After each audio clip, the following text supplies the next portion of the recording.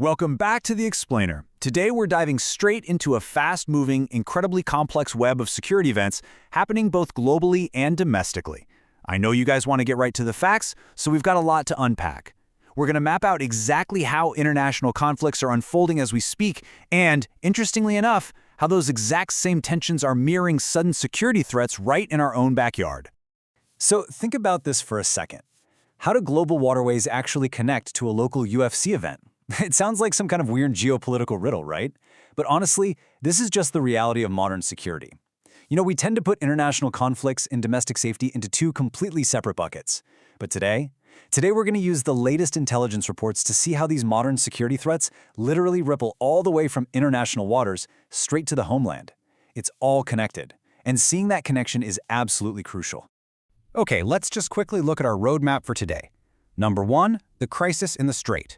Number 2, escalating rhetoric and threats. And number 3, domestic security concerns. All right, starting off with Section 1, Crisis in the Strait. So there's this rapid action and reaction sequence totally dominating the international news right now. First off, we've got the recent attacks on commercial ships in the Strait of Hormuz. Then, in immediate reaction to that, the U.S. launched new strikes against Iran. And then, that military response almost instantly transitioned into diplomatic pressure, which actually led to a strict White House deadline set for today. And right alongside all of this, we're seeing some serious diplomatic movement, with Iran's foreign minister arriving in Oman to negotiate traffic in the Strait. It is just a massive, high-stakes domino effect. And the really critical point here is the specific demand being made. The administration has explicitly stated that their deadline is today. Basically, they're demanding that Iran officially announce it'll stop attacking ships in the Strait of Hormuz and completely reopen this critical waterway. So why does this matter? Well, this very specific, incredibly high-stakes deadline is basically setting the immediate stage for those intense diplomatic talks happening over in Oman right now. The clock is ticking, and the whole international community is watching this waterway like a hawk. Moving on to Section 2, escalating rhetoric and threats. Now, we're seeing a really concerning convergence of intelligence and public statements right now. According to a recent Wall Street Journal report, Israel shared intelligence with the U.S. indicating a fresh Iranian plan to assassinate former President Donald Trump. And it's super important to note that this specific piece of intel coincides exactly with statements from Iran's supreme leader, who recently said that avenging his father must take place. And honestly, that intelligence lines up perfectly with some very stark, highly public rhetoric, specifically the words, "kill Trump." These exact words were reportedly seen displayed incredibly vividly on flags at the funeral of the late Ayatollah.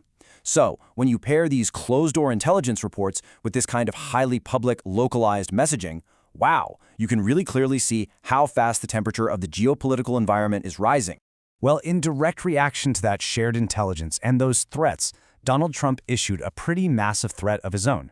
His statement reads, in part, 1,000 missiles are locked and loaded and aimed at the Islamic Republic of Iran. That's a very direct, heavily armed rhetorical reaction. It perfectly captures just how swiftly diplomatic tensions can escalate into outright threats of massive military force. And he actually continued, writing, quote, "with thousands of more to immediately follow should the Iranian government act on its threat." I mean, that captures the sheer, staggering scale of the retaliatory threat he's outlining here.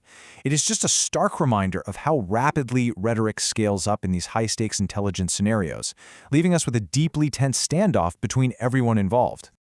Which brings us to Section 3, Domestic Security Concerns. 8. Now, this isn't just a random statistic. This number represents 8 specific men who were indicted just this week on federal charges. Because, while we were all looking outward at the Strait of Hormuz and all this international rhetoric, a very distinct security situation was quietly developing right here at home. These federal indictments actually center on the men's alleged involvement in a planned attack at a UFC event held at the White House last month. So let's connect this back to our very first question. We have literally gone from commercial ships out in international waters straight to an alleged planned attack at a UFC event right at the White House.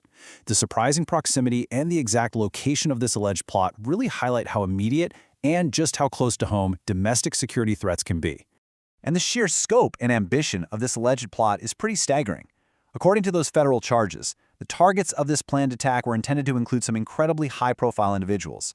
The list includes the president, the vice president, and Elon Musk. I mean, just hearing those names puts into perspective the immense gravity of the domestic threats that our intelligence agencies are somehow managing simultaneously while also handling major international crises. Which brings us to a really provocative question I want to leave you with today. Based on everything we've just mapped out, from military strikes and strict deadlines over in the Middle East, to intercepted intelligence regarding former presidents, all the way down to federal indictments for a domestic plot targeting the current president, how do governments effectively navigate simultaneous domestic and international security crises? It is just a monumental challenge to manage these interconnected, fast-moving threats all at exactly the same time. I really hope mapping this out has helped you grasp the incredible complexity of today's security landscape. Thanks so much for joining me on this deep dive into the Explainer, and definitely keep asking those tough questions.